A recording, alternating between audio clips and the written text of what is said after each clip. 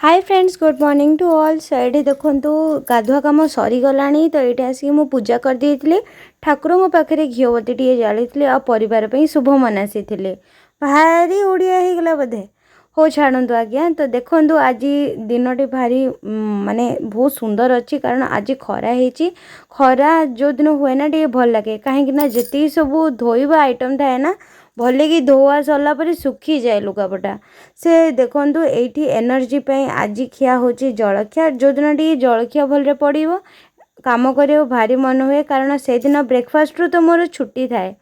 तो काली देखो काली आइंस होता आज गुरुवार आज आइंस बार ना तो आज पूरा साधा हम। तो ये ना इडली आनी हजबैंड मोर आज इडली खाइबा मूड नाला किंतु तांको दे देइथिले इडली आ मु खाई पूरी।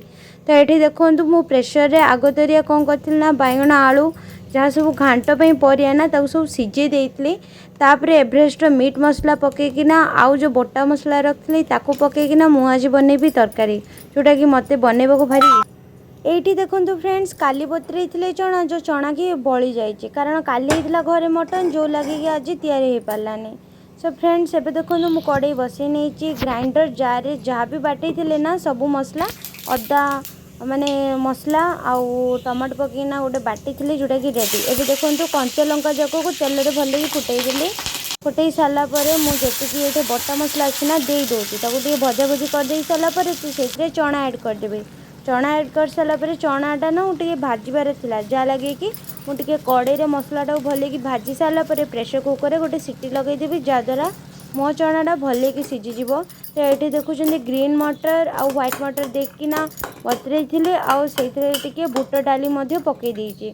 तो बुट डाली भी गोटे राति आगुरी ही मुझे भिजे देती जहाँ लगे कि बुट डाली टे भल कि मैंने एवरेज तो कहते फुली जाइए से। तो ये फ्रेंड्स देखो मु तरकारी अधा मसला जहाँ सब रेडी थी रेडी करते आउ जो प्रेसर कुकर सीझे देना पर सबको पकईदेली आउे टिके आम जो शुक्ला धनिया पत्र पकई देती।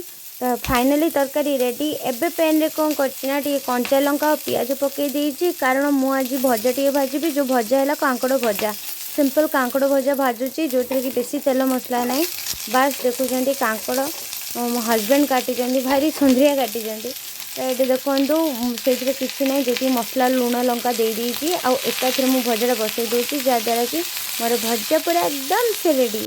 तो ये देखुं मोर कांकड़ भजा भी होगा घांट तरकारी होगा आ भात डाली आज बनैले कारण डाली घरे हमेशा बचे जाए आउ डाली तो मत सीना डाली पसंद हजबैंड को डाली ना डालमा इच्छा। तो आज देखुं चना पकई दिया घांट तरकारी ये पोटल आलू तरकारी पड़ीसार देइचंदी एठी हमर खुद कांजी मते तो आसेनी बाकी मु किए देले खाई दिए। तो ये देखुं खुद कांजीटा हजबैंड को भी भारी पसंद। तो ये खुद कांजीटारे बेसी किसी ट्रिक ना इजीटा किंतु तलहर जेहेतु मुझे देती पूरी तरकारी तांके रिटर्न में मते खुद कांजी देइचंदी जो खुद कांजी की आज टी पेट पूजा हम। तो ये देखो फ्रेंड्स खरा बेले टे मन है आउ थे कौन मिठा खाइबा को तो मिठा ना घरे ये मु सेमिया को ड्राई फ्रूट देना सोलो फ्राए करनेबी। तापर ये देखो क्षीर बहुत सारा बंची जाइए काली घरे आइंस होता रात क्षीर पिया है तो से दे दूसरी टिके चीनी। सो फाइनाली रेडी होगला मोर खीरी। तो यही छोट ये जो सेमिया खीरीटा यहाँ मो हजबैंड को सर्व करी भाभी जो तांके खाइबेनी किंतु तांके खाईदेले। सो जहाँ लगे कि ये जनक है भाया मुझे बनई।